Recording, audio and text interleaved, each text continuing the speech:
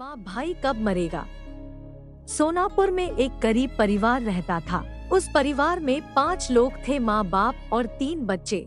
उन सबका जीवन जैसे तैसे गुजर रहा था। एकमात्र कमाने वाला बच्चों का बाप भी अब हमेशा बीमार रहने लगा था। जो भी पैसे बचा कर रखा गया था वो सब उसके इलाज में खत्म हो गया था, लेकिन अभी तक उसकी हालत में सुधार नहीं आया था और एक दिन वो मर गया। रिवाज के अनुसार 3 दिन तक आस पड़ोसियों ने खाना भेजा, लेकिन उसके बाद सब अपने अपने काम में बिजी हो गए। किसी ने इनके हालत पे ध्यान ही नहीं दिया। जब भी कोई उनके घर के पास से गुजरता तो उन्हें लगता कि कोई खाना लेकर आया है। आसपास के घरों के छतों से जब कभी भी धुआं निकलता तो बच्चों को लगता कि उनके लिए आज खाना आएगा। जब कभी भी कोई आवाज देता तो बच्चों को लगता कि कोई खाना लेकर आया है, लेकिन ऐसा अब नहीं होने वाला था। आखिरकार माँ ने घर में रोटी के कुछ सूखे टुकड़े ढूंढे और अपने बच्चों को बहला कर खिलाया और सुला दिया। अगले दिन भी भूख उन सब के सामने थी, लेकिन उस भूख को शांत करने के लिए उस माँ के पास कुछ भी नहीं था।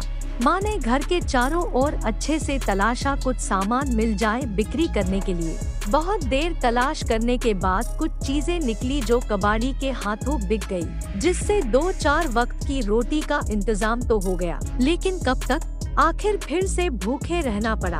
भूखे बच्चों का चेहरा माँ से देखा नहीं गया। 8वें दिन की विधवा माँ ने अपने आप को एक पुरानी और फटी हुई चादर से लपेटकर पास की एक दुकान पर जाकर थोड़ा राशन मांगा, लेकिन दुकानदार ने कुछ देने बजाय उनको भला बुरा ही कहा और उसे खाली हाथ ही घर लौटना पड़ा।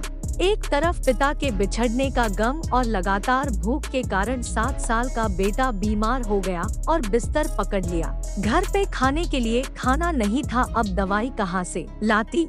बुखार से तड़प रहे बच्चे के सिर पर माँ गीली पट्टी लगा रही थी और छोटी बहन भाई की पैरों को अपने छोटे हाथों से दबा रही थी। शाम का वक्त था, वो अचानक उठी और माँ के कान में बोली, माँ भाई कब मरेगा। माँ ने तड़प कर पूछा, ऐसा क्यों बोल रही हो। बच्ची ने बड़ी मासूमियत से जवाब दिया, जिसे सुनकर हम सबकी आंखों में आंसू आ जाएंगे। बच्ची का जवाब था, माँ भाई मरेगा तो घर में खाना आएगा ना।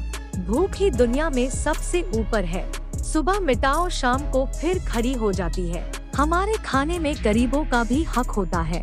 गरीबों की मदद करें जो दूसरों के मोहताज हैं। भगवान हम सब की मुसीबत टाल दे और जो कोई भी इस मैसेज को आगे बढ़ा रहा है, भगवान उसकी हर परेशानी को दूर कर दे। आशा करती हूँ कि एक छोटी सी कहानी आपको पसंद आई होगी।